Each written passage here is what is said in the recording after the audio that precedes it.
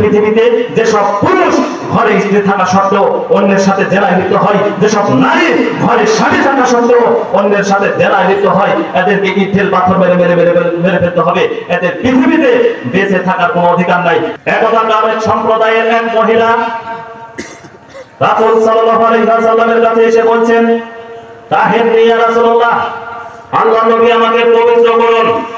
অতঃপর রাসূল সাল্লাল্লাহু আলাইহি ওয়াসাল্লাম বলেন, ইরজি, তুমি বাড়ি ফিরে যাও, ফাস্তাগফিরুল্লাহ, আল্লাহর কাছে ক্ষমা চাও, ওয়া তুবু ইলাইহি, তুমি আল্লাহর কাছে তওবা করো, তোমার পাপ ক্ষমা হয়ে যাবে। এই কথা যখন আল্লাহর নবী বলেন, তখন মহিলাটি বলে উঠলেন, তাদদানি কামারাত মাইজ ইবনে মালিক, আপনি মাইজ ইবনে মালিকের বিচার না করে তাকে আপনি ফিরে দিয়েছিলেন, বারবার ফিরে দিয়েছিলেন, আপনি কি আমাকে ওইভাবে ফিরে দিতে চাচ্ছেন?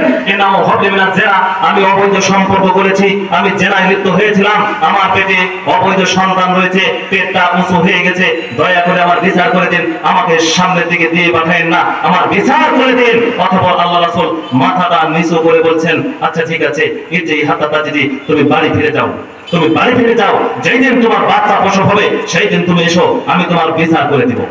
মহিলাটি চলে গেল। মুসলিম গ্রন্থে এসেছে, বাচ্চা সবে মাত্র প্রসব হয়েছে, একটা নেকড়ার ভিতর করে নিয়ে নেকড়ার ভিতর জড়িয়ে আল্লাহ রাসূলের কাছে উপস্থিত হয়ে গেছে। আল্লাহ রাসূলকে বলছে, এই দেখেন, এই দেখেন আল্লাহ নবী, আমি বাচ্চা প্রসব করেছি, এই দেখেন, আমার বিচার করে দিন।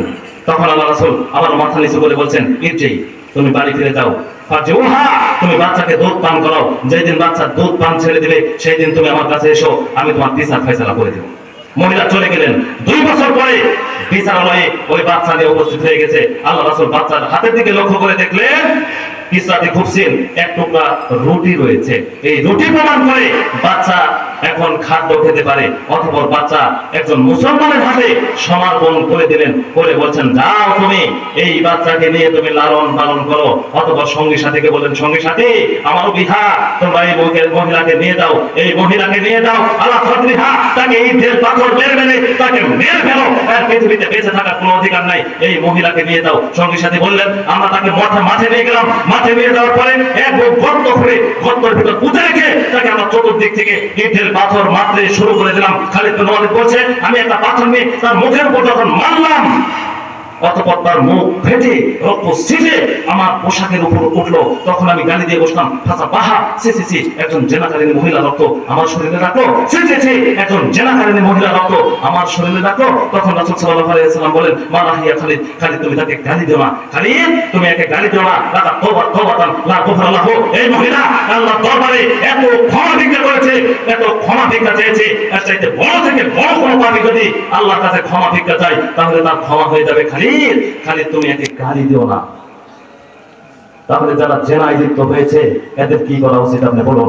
এদেশের লাখো ভাবি রয়েছে যারা জেনায় লিপ্ত হয় তাদের সাথে, এদেরকে ইটেল পাথর মেরে মেরে মেরে ফেলতে হবে। এদেশের লাখো দোলা ভাই রয়েছে যারা পৃথিবীতে স্ত্রী থাকা সত্ত্বেও স্বামীর সাথে জেনায় লিপ্ত হয়, এদেরকে ইটেল মেরে পৃথিবী থেকে বিদায় করে ফেলতে হবে। এদের পৃথিবীতে বেঁচে থাকার কোনো অপশন নেই, এদেরকে হত্যা করতে হবে।